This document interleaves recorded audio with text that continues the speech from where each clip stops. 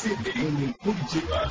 2h10 e nos últimos 10 anos a frota paranaense de veículos dobrou. É o que mostra um levantamento do Detran Paraná.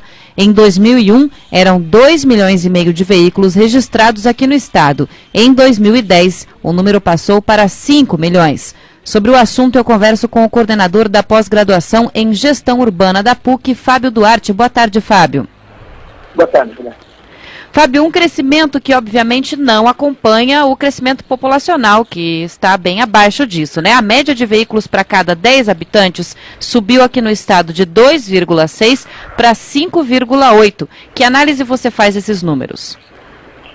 Tem um lado que a gente pode imaginar como positivo, se a gente vê só o lado do indicador econômico. Então, se tem muito mais carro nas ruas e a população cresceu tanto, a população tem muito mais dinheiro para investir em coisas que antes não poderia. Por outro lado, a gente não viu e não está vendo um investimento dessa proporção em infraestrutura para esses carros, seja no sistema viário e seja, sobretudo, em transporte público, que seria uma opção para esses usuários. Então, de um lado, eu tenho um pouco de medo que os economistas, ou mesmo o governo, comemorem muito, dizendo, bom, estão vendo a população pode comprar o carro. Porque, na verdade, isso, a médio prazo, vai causar um dano, talvez, irreparável para a cidade. Fábio, a indústria de veículos cresceu quase 15% no ano passado, né, dado do IBGE. A produção das montadoras subiu mais de 57% no estado. Um mercado que está aquecido, evidentemente. Foi o melhor ano da história do polo automotivo da Grande Curitiba.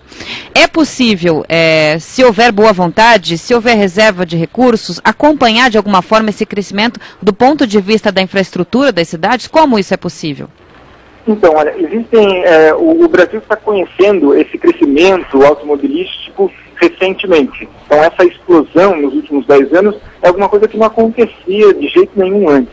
Pois bem, outros países já viram essa explosão acontecer nos anos 80 e depois nos anos 90, mas com menos velocidade até. Pois bem, o que acontece? Acontece que você tem que, de alguma maneira, pegar parte desses impostos que são pagos por um carro e revertê-los diretamente para infraestrutura e transporte público.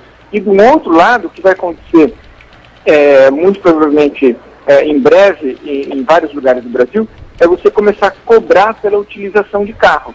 Então, vai desde cobrança bastante simples, como o pedágio urbano ou o rodízio em São Paulo, quando você deixa que um carro, você obriga que um carro fique em casa um dia da semana, é uma penalização. Você compra um carro para rodar 5 dias por semana, 5 dias úteis, e você tem que deixar estacionado. Então, é uma penalização.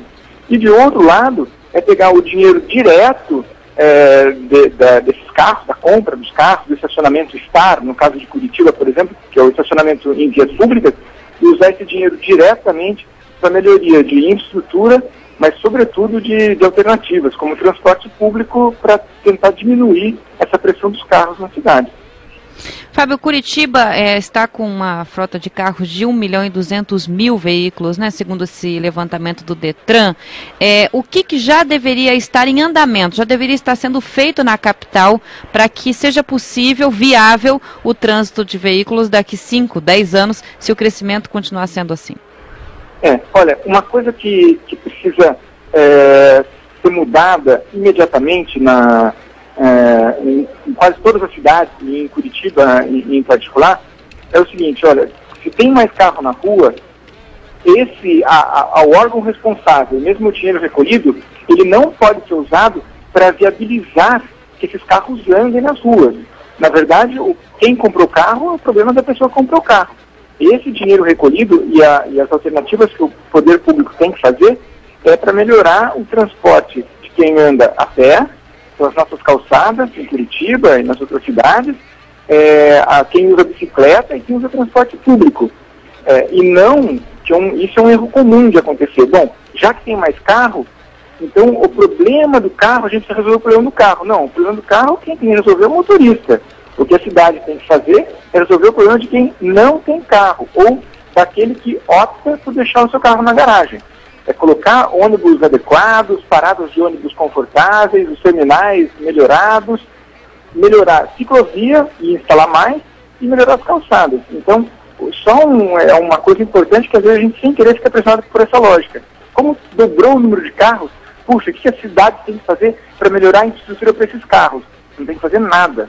Ela tem que investir no outro lado, e não no carro.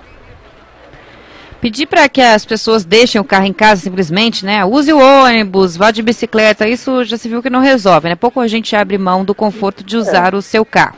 E aí surgem essas ideias, inclusive já foi até apresentado um projeto de lei na Câmara Municipal de Curitiba, ou vai ser apresentado dentro de alguns dias, que prevê esse pedágio urbano, né? Cobrança de taxa para circular com o carro no centro da cidade. Também há quem insista na proposta do rodízio por placa do veículo. Na sua opinião, soluções que não passem por restrição, porque essas de restrição já estão até em discussão. Mas outras soluções, metrô seria uma, mais conforto dos ônibus, o que mais?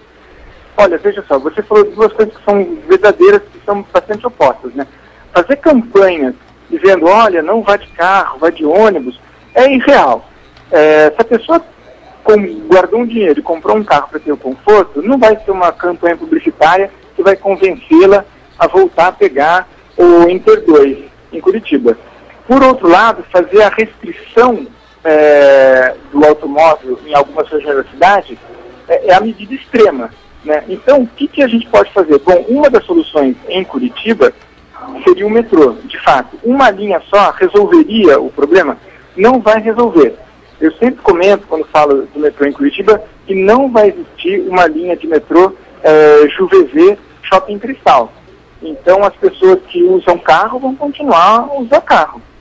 Mas, para aquelas outras pessoas que começaram a entrar no mercado automobilístico agora, um sistema de transporte público, vamos imaginar uma estrutura de ônibus, como a linha verde futura, ou seja, você tem ônibus com ultrapassagem, as estações são maiores, mais amplas, você levar essa mesma tecnologia, essa mesma infraestrutura para os nossos corredores, norte, sul, leste, oeste, Boqueirão, já daria um ganho enorme. Pelo menos, Roberta, adiaria a compra dos carros para aqueles que hoje ainda usam ônibus. Não seria uma necessidade tão urgente. As pessoas não sentiriam assim, como uma coisa muito urgente a compra. Então, pelo menos se, olha, se eu estou guardando dinheiro para comprar um carro porque o transporte público está muito ruim, se eu conseguir pelo menos adiar essa compra mais um tempo, já é um ganho para a cidade. E como vai fazer isso? Exclusivamente melhorando e muito o transporte público da cidade. Caso não seja feita nenhuma grande ação e não se consiga reverter essa questão do crescimento do número de carros aqui em Curitiba, como é que você vê o trânsito aqui da cidade daqui 5, 10 anos? Vai ficar parecido com o trânsito do Rio de Janeiro, do trânsito de São Paulo?